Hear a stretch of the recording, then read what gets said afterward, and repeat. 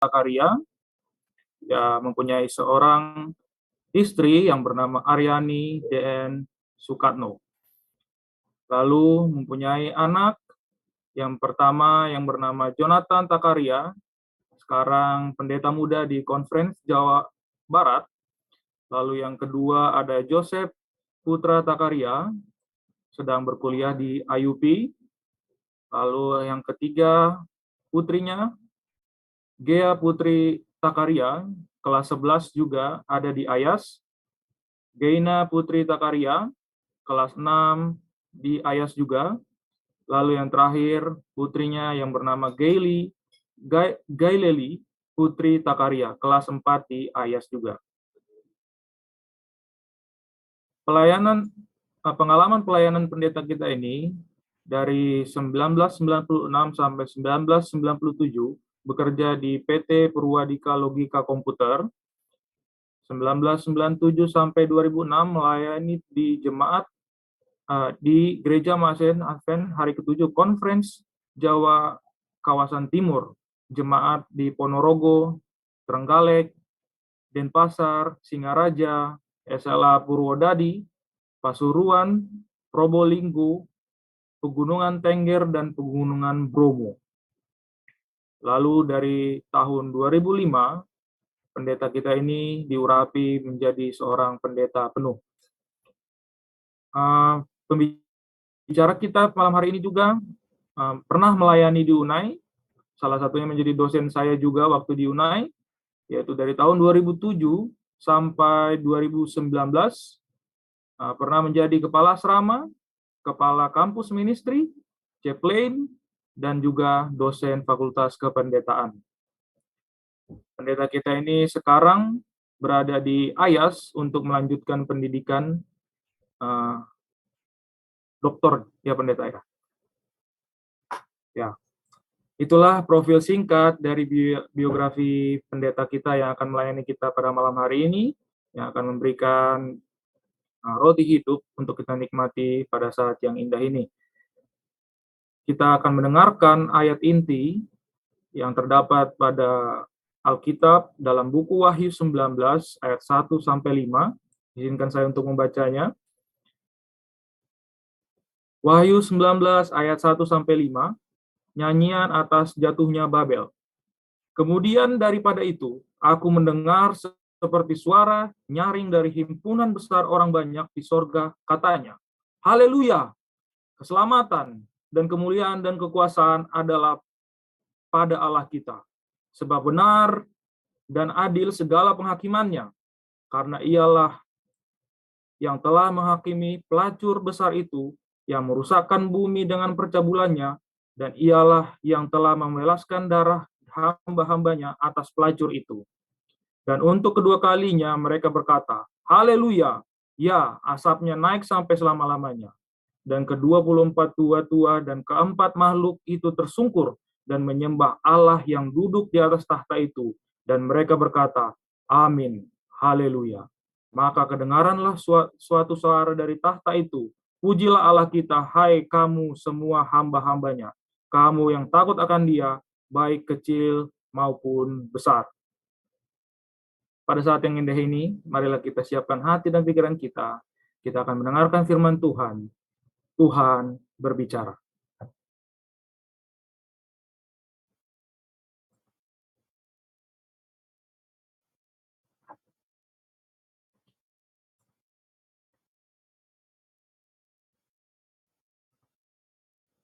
Baik, selamat malam saudara-saudara yang kekasih dalam Tuhan. Selamat malam. Senang bertemu dengan saudara-saudara dari Jemaat Jehovah Rafa dan juga dari Jemaat Tumtau. Saya berterima kasih untuk para gembala yang telah mengizinkan saya untuk menyampaikan satu pekabaran pada malam ke-9 dan juga kepada tua-tua jemaat serta majelis, dan khususnya kepada seluruh anggota jemaat yang juga memberikan kesempatan buat saya melayani. Izinkan saya pada malam hari ini berbagi slide dengan Anda, dan selesai khotbah saya akan berikan pembahasan ini di di chat room supaya saudara bisa mendownloadnya. Sebelum kita mulai, mari kita tunduk kepala dan berdoa. Ya Tuhan, saat ini kami sangat memerlukan kuasa-Mu. Hadirlah ya Tuhan di hati kami dengan kuasa Roh Kudus.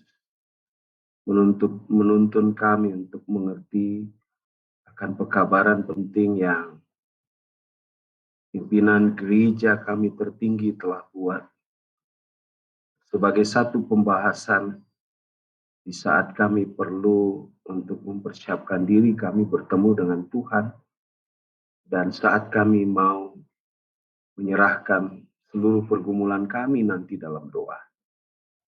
Tuhan,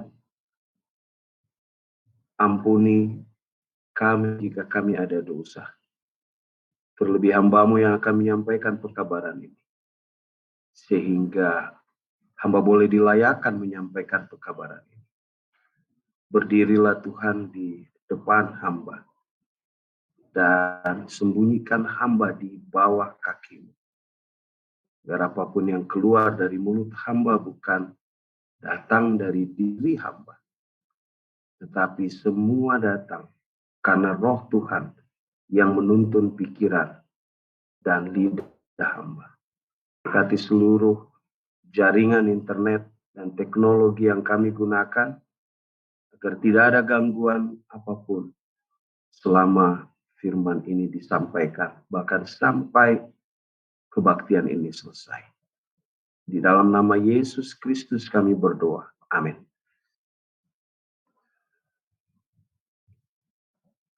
Baik.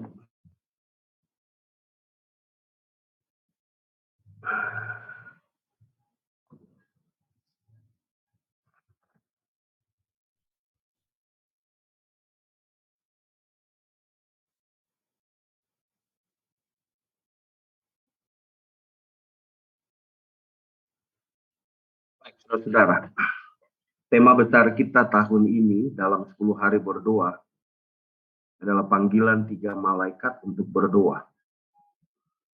Penulisnya adalah seorang yang sangat suka melayani dan berkhotbah, dan dia sudah pensiun. Namun saya percaya bahwa GC memasukkan tema ini dan mengingatkan kita melalui firman Tuhan bahwa sesungguhnya melihat situasi dunia, Yesus sudah tidak lama lagi akan datang. Dan ada satu tugas penting yang Tuhan percayakan kepada kita untuk kita laksanakan sebelum kedatangannya itu akan terjadi.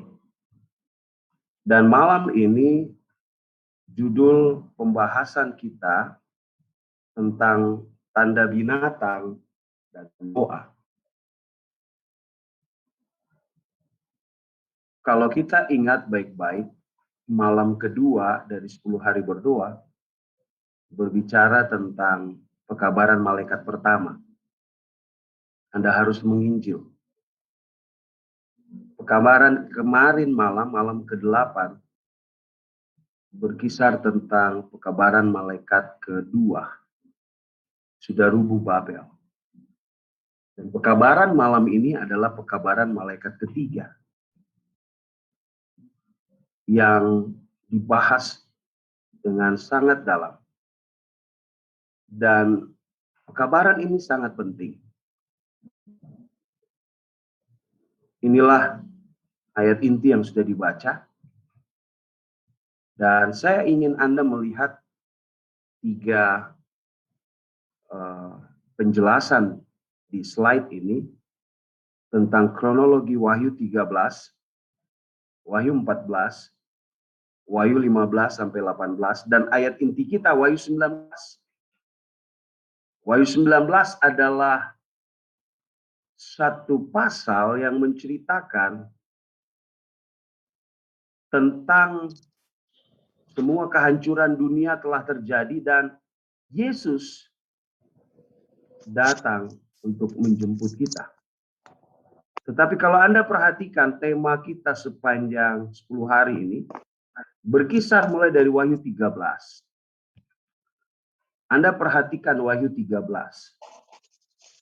Wahyu 13 adalah pasal yang paling digemari begitu banyak orang, khususnya pelajar nubuatan, yang cenderung untuk melihat apa yang akan terjadi ke depan dan apa yang setan akan buat. Dan memang kalau Anda baca Wahyu 13 ayat 1 sampai terakhir, Wahyu 13 menjelaskan tentang strategi setan menjelang kedatangan Yesus. Dia tidak mau ada umat Tuhan yang setia. Kalau boleh, semua bangsa di dunia ini menjadi pengikutnya. Dan strateginya ditulis oleh Yohanes dalam penglihatannya bahwa strategi setan menggunakan agennya, yaitu binatang yang pernah berkuasa beberapa ribu tahun yang lalu, beberapa ratus tahun yang lalu, namun dia dikalahkan, tetapi dia tidak mengalami kematian, dia hanya luka parah, tetapi dia akan bekerja sama dengan binatang yang keluar dari bumi, yang disebut dengan Amerika. Hampir semua teolog Advent yang menulis komentar tentang buku Wahyu tulis sama, itulah Amerika. Namun strategi mereka adalah, kalau Anda baca buku pelajaran 10 hari berdoa, Anda baca dengan tekun, maka setan menggunakan kuasa pemerintah dan para orang-orang kaya untuk membuat patung yang sudah lama mati itu, yang mati suri, untuk hidup kembali. Dan pada akhirnya ketika dia hidup kembali, terjadilah pemaksaan kepada seluruh manusia yang hidup di dunia ini untuk menyembahnya. Tapi Tuhan itu baik. Tuhan sangat baik. Kita bersyukur. Setiap kali sebelum sesuatu terjadi, Tuhan itu sudah kasih petunjuk buat kita. Antisipasi untuk apa yang akan terjadi itu. Saya kasih contoh. Gereja Advent muncul 1863 adalah antisipasi Tuhan kepada kekristenan saat memasuki waktu-waktu kedatangan Yesus. Ada banyak orang tidak percaya bahwa gereja masih Advent hari ke-7 sebenarnya adalah the remnant yang Tuhan siapkan. Seperti bangsa Israel di perjanjian lama. Untuk menjadi terang. Bagi semua umat-umat Tuhan di atas dunia ini. Sebelum peristiwa pandemi terjadi, Tuhan antisipasi dengan mengingatkan organisasi gereja Masjid Advent hari ke-7 untuk percaya kepada penginjilan melalui kesehatan. New Start adalah satu antisipasi yang Tuhan kasih lewat Ellen White. Dan yang luar biasanya Tuhan kasih 150 plus tahun yang lalu. Karena Tuhan tahu kita akan menghadapi itu di akhir zaman. Segala sesuatu yang mau terjadi di depan, selalu Tuhan kasih tahu lebih dulu. Nah, Anda bayangkan, strategi setan di Wahyu 13 yang begitu luar biasa hebatnya, Allah antisipasi umatnya untuk menghadapinya dengan memberikan Wahyu 14. Dan ketika umat Tuhan yang disebut the remnant mau melakukan apa yang ditulis Wahyu 14, maka mereka akan mampu terus berjalan melewati semua tantangan yang ada di akhir zaman. Wahyu 14 dimulai dengan Pekabaran 3 malaikat. Beberapa komentator kitab Wahyu Advent mengatakan itu pekabaran dari malaikat. Tetapi jangan salah. Beberapa komentator lain katakan malaikat itu mempercayakan pekabarannya kepada manusia. Jadi tugas kita seperti tugas 3 malaikat. Dan ketiga-tiganya wajib kita lakukan. Malaikat pertama berbicara tentang sampaikan kepada seluruh dunia untuk menyembah Allah yang benar. Itu sama dengan kita disuruh menginjil. Itulah pelajaran malam kedua. Jadi kalau Anda mau menghadapi strategi setan di Wahyu 13, perhatikan baik-baik. Para the remnant. Saya sebut Anda the remnant. Anda harus menginjil. Banyak di antara Anda berpikir menginjil itu tugas pendeta. Tugas pendeta jemaat Tumotau, tugas pendeta nanti akan ditaruh di jemaat Jehovah Rafa. Tapi tugas penginjilan itu adalah tugas kita semua yang telah menerima baptisan. Dan tahukah Anda kenapa Allah suruh kita menginjil? Karena ketika kita menginjil, kita sedang fokus memandang kepada Allah, dan di sisi yang lain, ketika kita menginjil, kita sedang menjaga keselamatan kita. Itu strategi yang Tuhan bilang, menginjil. Dan Tuhan bilang, kalau Anda lihat pekabaran kemarin malam, belum perang, tapi Tuhan sudah bilang, Babel itu pasti roboh. Bukankah ini satu hal yang sangat luar biasa buat Anda dan saya? Tuhan seperti dosen yang besok mau ujian, lalu malam ini dia sudah kirim kisi-kisi apa yang besok mau keluar. Jadi Tuhan sudah bilang, jangan berpihak kepada binatang itu dan kepada patungnya. Kenapa? Karena dia pasti kalah. Dia pasti roboh. Hanya sayangnya, saudara tahu, kemegahan dunia, penawaran akan hal-hal yang indah, membuat banyak umat Tuhan tidak sadar sedang menjadi pengikut binatang. Itu sebabnya Anda harus menginjil. Karena menginjil akan membantu Anda fokus kepada Allah. Kalau Anda menginjil, Anda pasti baca Alkitab. Karena kalau orang tanya tentang ayat Alkitab, mau nggak mau Anda harus bisa jawab. Kalau Anda menginjil, Anda pasti akan berdoa. Saya kasih contoh simpel. Anda seorang istri yang suaminya belum advent. Dan Anda akan rajin berdoa kepada Tuhan supaya Tuhan bantu Anda. Agar suami Anda bisa satu iman dengan Anda. Anda lihat, Tuhan kasih strateginya.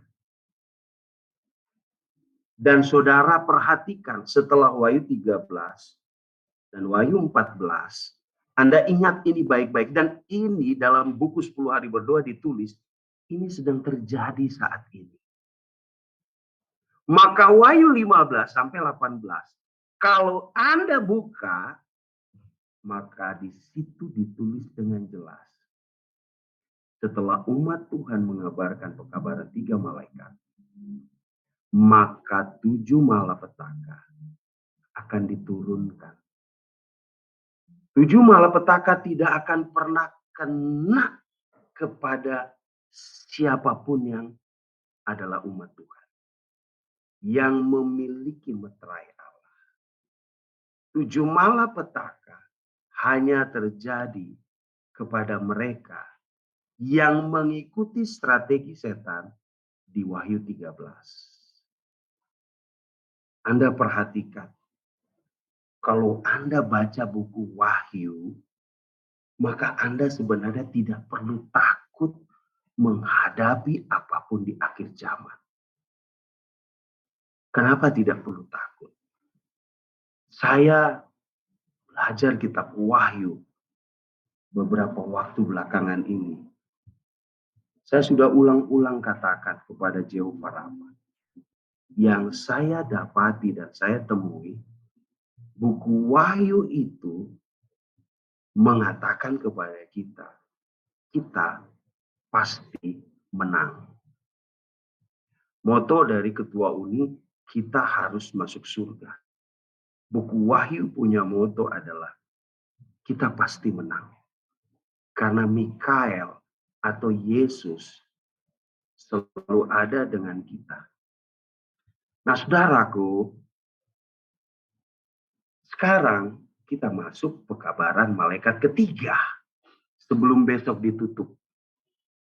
Ya, dengan kita diminta bertahan. Besok itu sangat penting. Umat Tuhan harus bertahan. Malam ini para pimpinan kita di GC mengingatkan kita dan Alkitab mengingatkan kita pentingnya pekabaran malaikat ketiga. Ini disebut dengan peringatan yang khidmat, kata buku 10 hari berdoa.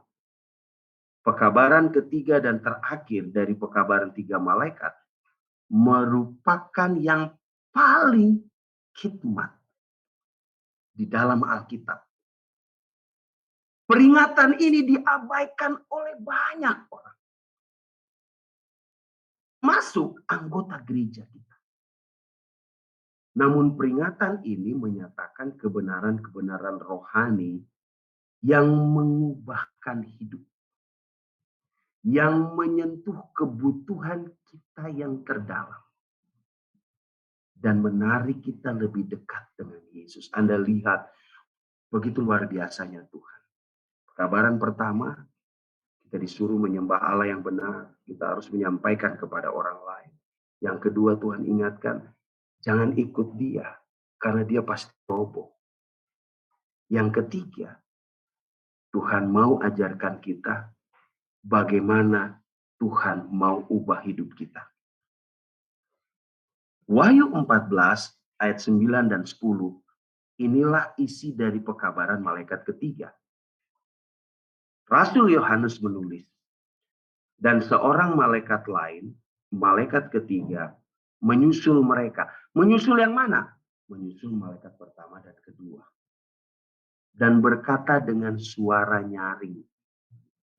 Suara yang lantang itu berarti membutuhkan perhatian. Kalau seseorang berdiri dan berteriak, itu menunjukkan semua orang harus memberikan perhatian. Lihat seorang pemimpin upacara tidak pernah dia berbicara pelan. Dia berbicara lantang dengan nyaring. Dia minta perhatian. Dan malam ini pekabaran malaikat ketiga meminta perhatian kita. The remnant. Orang-orang kudus yang Tuhan izinkan hadir malam ini. Bunyinya, jikalau seorang menyembah binatang dan patungnya, dan menerima tanda pada dahinya atau pada tangannya, maka ia akan minum dari anggur murka Allah yang disediakan tanpa campuran dalam cawan murkanya. Dan ia akan disiksa dengan api dan belerang di depan mata malaikat-malaikat kudus dan di depan mata anak domba.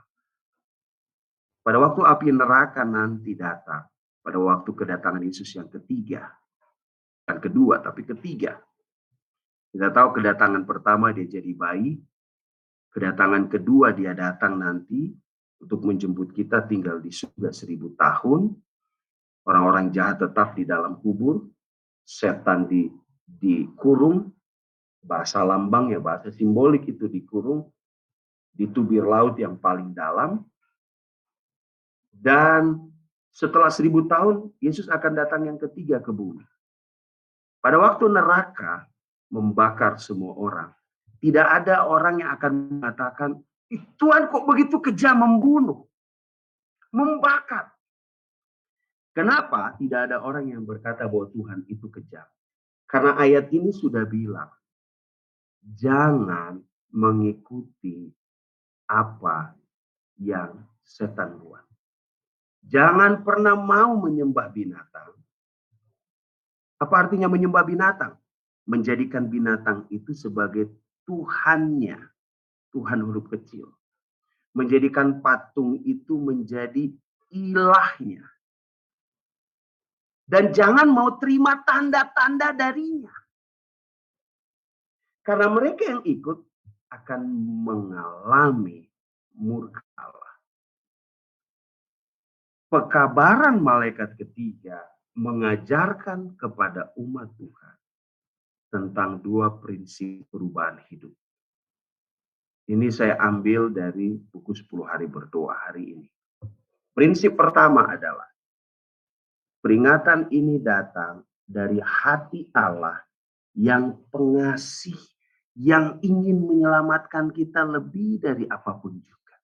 Sama seperti Anda para ayah atau para ibu, ketika anak kita yang pada akhirnya harus berpisah dari kita, entah itu kuliah, entah dia harus bekerja di tempat yang lain, maka kita akan ngomong sama anak kita. Nah, kalau nanti pisah dari papa dan mama, jangan buat ini ya anak.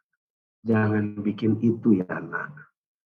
Jaga nama baik ya nak. Kamu harus ikut setia sama Tuhan. Nah, Anda bayangkan, pekabaran malaikat ketiga itu seperti itu Tuhan bilang. Buat umat Tuhan di akhir zaman. Kamu jangan ikut apa yang setan tawar. Dia akan bikin kamu berbagai macam cara supaya kamu ikut dia. Ingat, aku kasih tahu kamu, jangan mau ikut. Tuhan sayang sama kita. Tuhan begitu mencintai kita. Pekabaran ini dikumandangkan agar umat Tuhan tidak lengah. Setan mulai dari surga sebelum dia dibuang. Dia sudah melakukan tindakan-tindakan licik untuk mengumpulkan pengikutnya. Tidak heran dia dapat sepertiga malaikat surga. Bagaimana caranya? Dia tipu mereka. Setan tipu Adam dan Hawa. Setan tipu Nimrod setelah air bah. Setan tipu Yudas. Dan betapa menyedihkannya karena Ellen White katakan di akhir zaman ada banyak the remnant. Siapa the remnant? Umat Tuhan yang memilih untuk percaya penipuannya. Jadi wahyu pekabaran malaikat ketiga adalah ingatkan kita jangan ikut dia. Hal kedua, pekabaran malaikat ketiga adalah peringatan yang berkaitan dengan penyembahan. Malaikat ketiga bilang, jikalau seseorang menyembah binatang. Anda tahu, ini berhubungan dengan ayat yang ditulis di buku Wahyu 7, ayat 1 sampai 3. Ketika malaikat mau menghancurkan, ingat, ada 4 malaikat di Wahyu 7 yang Tuhan suruh hancurkan seluruh bumi dari 4 penjuru mata angin. Lalu tiba-tiba Yesus berkata, jangan dulu, umatku harus dimeterai. Jadi mereka yang menyembah binatang adalah lawan dari mereka yang menerima meterai Allah dan yang menyembah kepada Allah. Ini berlawanan dengan apa yang dikatakan di Wahyu di malaikat pertama. Wahyu 14 ayat 7. Nah sekarang saya ambil waktu sedikit. Saya mohon maaf, saya pikir ini penting. Saya mohon maaf kalau agak sedikit lama. Karena pembahasan kita malam ini judulnya tanda binatang dan doa. Apa arti dari tanda binatang? yang ditulis dalam buku Wahyu pasal 13. Wahyu 13 ayat 16 sampai 18. Ini ditulis di sana tanda itu. Dan ia menyebabkan sehingga kepada semua orang, kecil atau besar, kaya atau miskin, merdeka atau hamba, diberi tanda pada tangan kanannya atau pada dahinya. Dan tidak ada seorang pun, ini binatang itu ya, yang menyebabkan itu binatang itu. Tidak ada seorang pun yang dapat membeli atau menjual selain daripada mereka yang memakai tanda itu, yaitu nama binatang itu atau bilangan namanya. Lihat ayat 16, ayat 17 diberitahu tanda, diberitahu ada bilangan. Dan di ayat 18, yang penting di sini ialah hikmat. Barang siapa yang bijaksana, baiklah ia menghitung bilangan binatang itu. Karena bilangan itu adalah bilangan seorang manusia. Dan bilangannya ialah 666. Saya cari dalam bahasa aslinya. Arti kata tanda di buku Wahyu 13 ayat 16, 17 dan 18. Ya. Di dalam bahasa Yunani artinya adalah karakma, yang artinya tanda, merek, cap, stempel, metrai atau tipe. Di buku Perjanjian Lama, tanda ini sama dengan kepemilikan seorang tuan kepada budak yang dia miliki. Jadi budak di Perjanjian Lama itu, atau budak yang masih hidup di zaman Perjanjian Baru, dia akan dikasih tanda di tangan. Anda tahu kalau lihat kuda atau sapi diberikan tanda di besi panas lalu ditaruh di bagian belakangnya pinggulnya. Nah, budak juga demikian. Maka tanda itu akan menunjukkan dia punya siapa. Semua prajurit yang mau berperang akan diberi tanda. Dalam Alkitab bilang itu disebut dengan stigmata.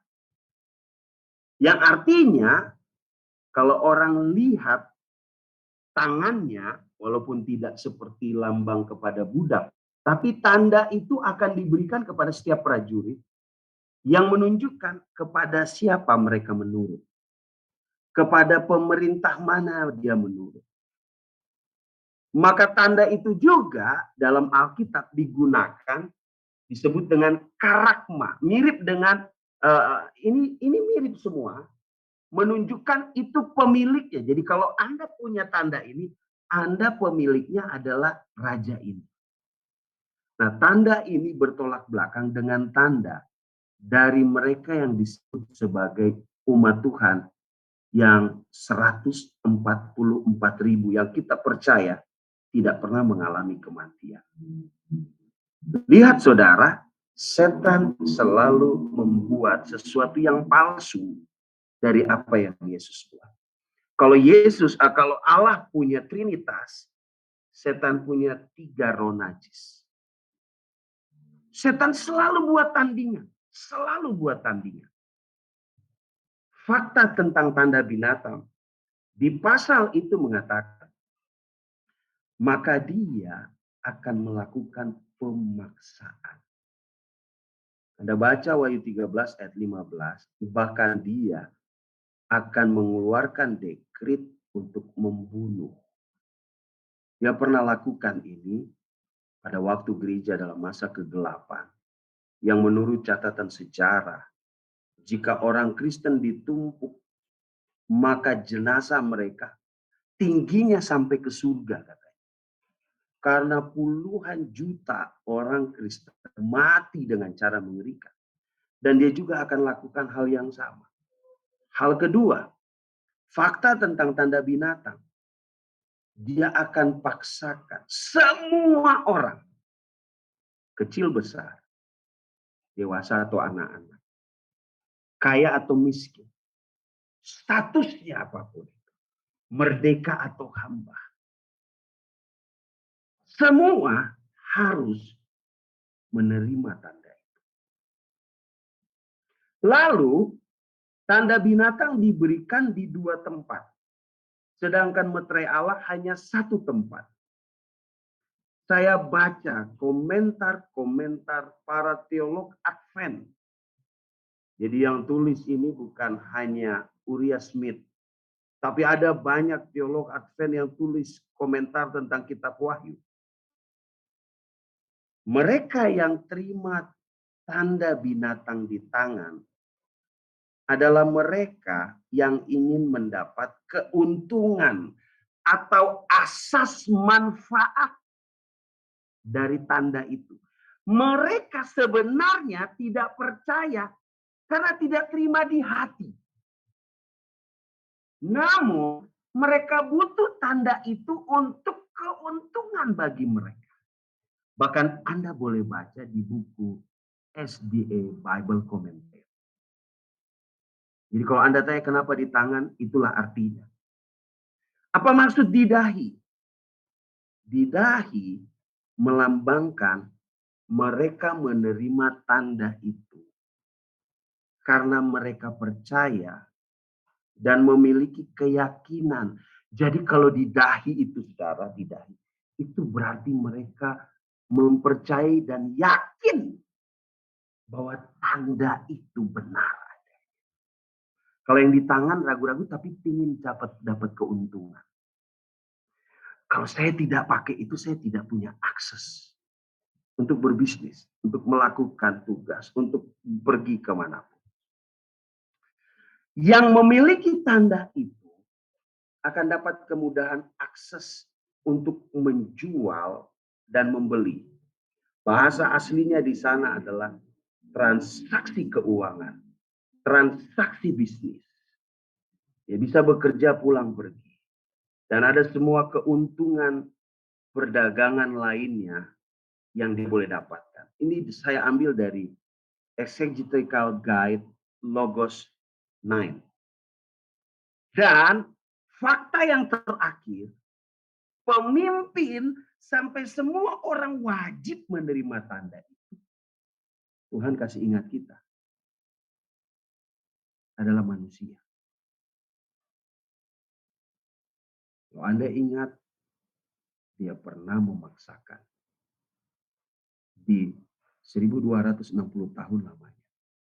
Oknum manusia yang hendak merebut takhta Allah.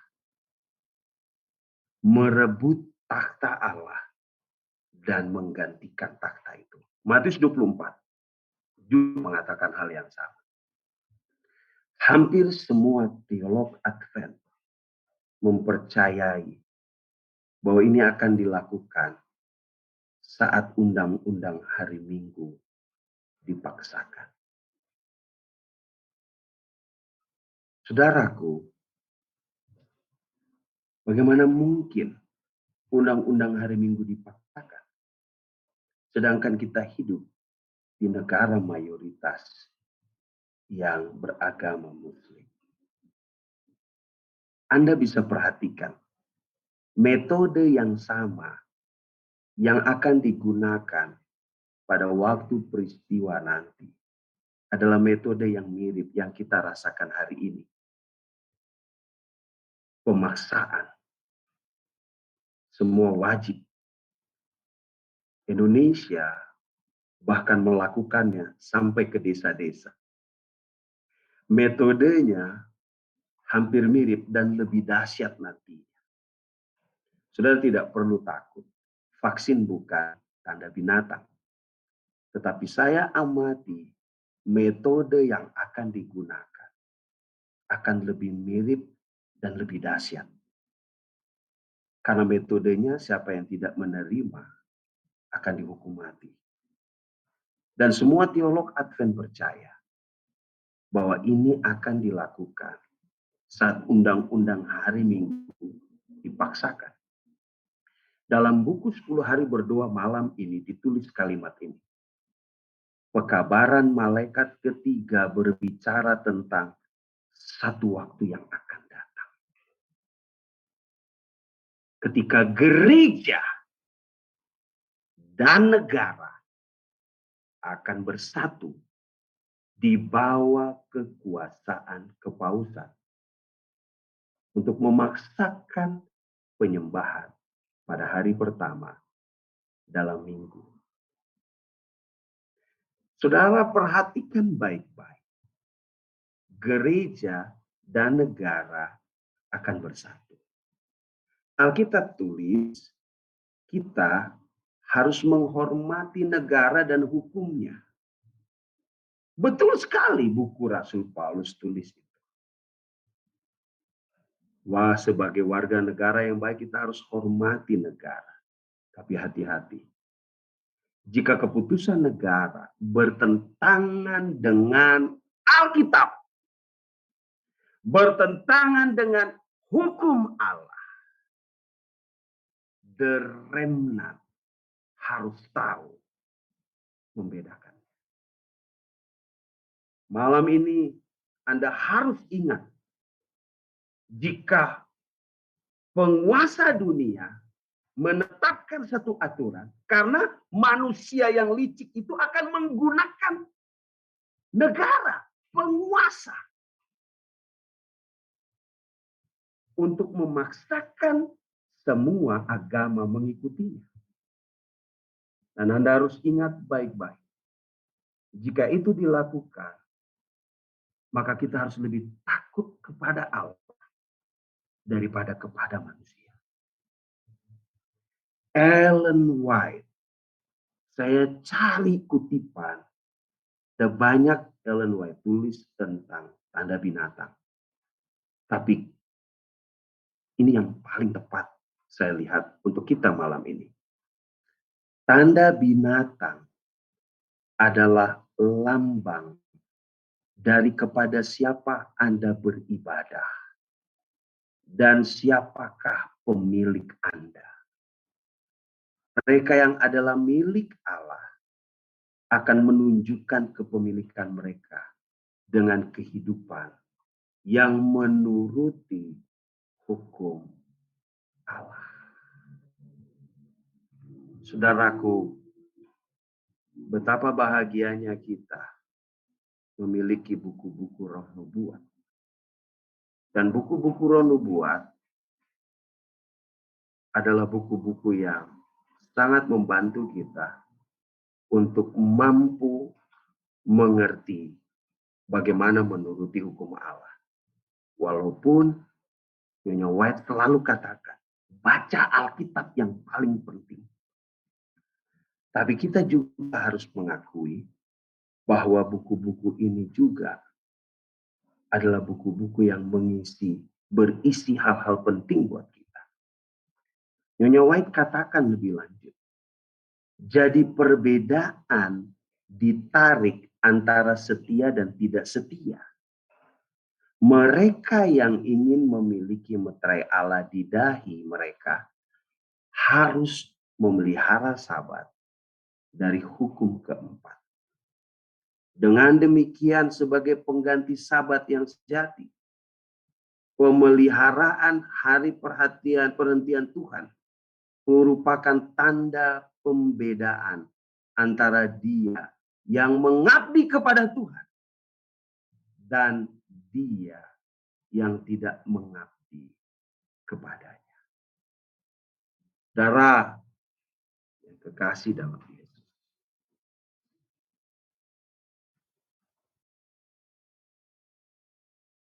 pandemik membuat kita sadar bahwa Tuhan sudah mau datang. Dan tanpa Anda sadar, pandemik sedang mengajarkan kepada kita Apakah Anda percaya bahwa Tuhan akan menolong Anda untuk mengatasi semuanya? Ataukah Anda akan takut menghadapi apa yang ada di depan? Kita harus baca Alkitab. Kita harus banyak berdoa. Kita harus minta Tuhan membantu kita mempraktekkan apa yang kita pelajari. Menyembah Pencipta menuntut para pengikut Kristus yang setia untuk menyambut kasih-Nya, percaya akan rahmat-Nya yang menyelamatkan, menurut kepada firman-Nya, dan memelihara perintah-perintah-Nya. Anda perhatikan ini, kalau Anda mau terima meterai Allah, maka Allah minta Anda harus setia. Anda harus setiap hari menyambut kasih-Nya, percaya akan rahmat-Nya yang menyelamatkan, menurut kepada firman-Nya, dan memelihara perintah-Nya. Saudara, Mazmur 91 mengajarkan kepada kita bahwa Tuhan akan menjaga kita. Tapi seringkali kita takut di masa pandemi bahwa Tuhan tidak akan menjaga kita. Kita harus ingat, kita harus renungkan. Salah satu bagian dari New Start yang dibuat oleh Gereja Advent. Saya pengajar pelajaran pelayanan kesehatan di Universitas Advent Indonesia. Setiap semester, pelajaran itu saya ajarkan. Salah satu pelajaran dari New Start, huruf T terakhir, adalah trust in God. Mengajarkan kepada kita di masa pandemik untuk percaya kepada Allah. Kita sering takut kepada penyakit. Pelajaran kita kemarin mengatakan kepada kita, karena kita takut menghadapi penyakit, kita akhirnya seringkali tergoda untuk berdoa, meminta kesembuhan lebih banyak daripada meminta Tuhan memberikan kesetiaan. Kesembuhan fisik itu penting. Tetapi yang saya harus ingatkan malam ini, kesembuhan fisik itu bersifat temporal. Anda harus ingat itu baik-baik. Tidak semua orang sakit di zaman Yesus mendapatkan kesembuhan. Tetapi setiap orang sakit yang mau disembuhkan Yesus, Yesus tidak pernah berkata, penyakitmu sembuh. Tapi Yesus selalu berkata, dosamu diampuni. Apa maksudnya? Meminta kesembuhan itu penting. Tapi kalau Anda hanya meminta kesembuhan, Anda hanya meminta yang temporal. Tetapi kalau Anda minta dari Tuhan, sembuhkan kerohanianku ya Tuhan. Sembuhkan penyakit imanku ya Tuhan. Itu bersifat kekal. Umat Tuhan harus tahu mana prioritas berdoanya mulai sekarang. Saya khotbahkan itu sahabat lalu di Jemaat Jehovah Rafa. Malam ini bagi Anda yang tidak mendengar, saya akan taruh khotbah itu di chat box. Kita harus rubah karena kita harus ikut akan Yesus. Sedangkan menyembah binatang menuntun manusia untuk memiliki hidup yang hanya berpusat pada diri sendiri. Ini dari 10 hari berdoa bukunya. Berpusat pada diri sendiri. Terpisah dari Tuhan dalam pelanggaran terhadap perintah-Nya. hal ini berfokus pada diri sendiri, gantinya kepada Yesus. Jadi kalau Anda dengar tulisan Ellen White, ada banyak umat Tuhan yang di dalam kandang akan keluar. Bahkan bintang-bintang berguguran. Bintang berbicara tentang para pemimpin-pemimpin yang jatuh. Anda akan tahu kenapa mereka jatuh. Kenapa mereka keluar dari kandang. Karena selama ini fokus pelayanan mereka hanya pada diri sendiri. Kenapa orang berpolitik saat mau pemilihan-pemilihan? Karena berfokus pada diri sendiri.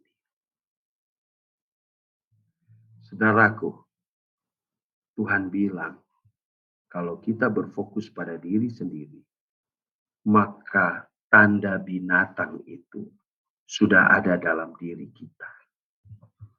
Prinsip tanda binatang bisa ada dalam diri kita. Itu sebabnya pekabaran terakhir dari 3 malaikat adalah sebuah panggilan untuk berdoa dengan sungguh-sungguh dan sepenuh hati. Prinsip antikristus. Apa tuh prinsip 666? Keangkuhan gantinya merendahkan diri. Meninggikan diri gantinya mengorbankan diri untuk kebaikan orang lain. Percaya pada hikmat manusia gantinya pada inspirasi ilahi dan kitab suci. Telah mendarah daging dalam sifat alami kita sebagai manusia yang telah jatuh dalam dosa. Saudara, apa solusinya? Apa solusi bagi kita terhadap prinsip binatang yang ada dalam diri supaya kita bisa buang? Hanya satu kata buku, 10 hari berdoa malam ini. Solusinya cuma Yesus. Kita perlu tiap hari minta Yesus untuk memenuhi hati kita, hidup kita, rumah tangga kita, pikiran istri, suami, dan anak-anak. Hanya satu. Yesus penuhi pikiran jemaat Tumauto. Yesus penuhi pikiran dari seluruh anggota jemaat Jehovah Rafa. Kita harus lebih kuat meminta Yesus dibandingkan mengikuti keinginan dunia. Maka prinsip binatang yang mendominasi dalam diri kita akan keluar. 3 hal penting pelajaran malam ini, kesimpulannya. Peringatan terhadap tanda binatang dalam pekabaran malaikat ketiga selayaknya membuat kita berlutut untuk tunduk kepada Kristus dengan rendah hati. Memohon rohnya membasuh kita seluruhnya dari dalam diri kita dan mengerjakan mujizat rahmat Allah dalam hati kita. Saudara, saya ingatkan saudara, pemaksaan undang-undang hari Minggu tidak akan lama lagi. Yang perlu kita lakukan saat ini, lebih hari, lebih lama, lebih berjalannya waktu, kita lebih tunduk kepada Kristus dengan rendah hati. Hal kedua, peringatan ini juga seharusnya menuntun kita untuk berdoa bagi keluarga kita, bagi teman-teman kita, bagi tetangga kita, agar mereka membuka hati mereka untuk menerima kabaran keselamatan dari Yesus.